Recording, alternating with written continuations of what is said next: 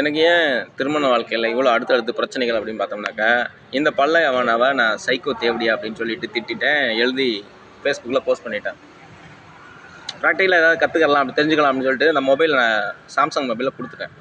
அப்போ நான் ஊருக்கு வந்தப்போ அந்த அவங்க தான் பத்மாவதி குடும்பம், கலைஞர் ஐயா முதல் மனைவி இருக்காங்களா, அவங்களுடைய பத்மாவதி குடும்பம். அவங்க தான் இவங்க எல்லா பேரும் சேர்ந்துக்கிட்டு பிளான் பண்ணிக்கிட்டு நான் ஏதாவது பண்ணணும்னு சொல்லி பண்ணியிருக்காங்க. அவங்க தான் தமிழ்நாட்டுக்குள்ளே இந்த பல்லையவனை நிறைய இடத்துல தமிழ்நாட்டுக்குள்ளாரே பிறந்திருக்காங்க, இந்தியாவுக்குள்ளார நிறைய இடத்துல பிறந்திருக்காங்களே.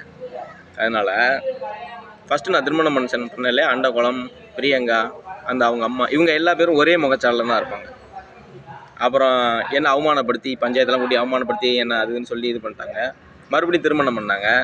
அதுவும் யாருன்னு பார்த்தோம்னாக்கா, அந்த பல்லையவனை முகச்சாலையில் இருக்க சொல்ல, அந்த பத்மாவதி முகச்சாலையில் இருக்க சொல்ல சந்திரா, அவங்க குடும்பத்தாளுங்க எல்லாம் ஒரே கூட்டம் தான், ஏதாவது பண்ணிக்கிட்டே இருப்பாளுங்க.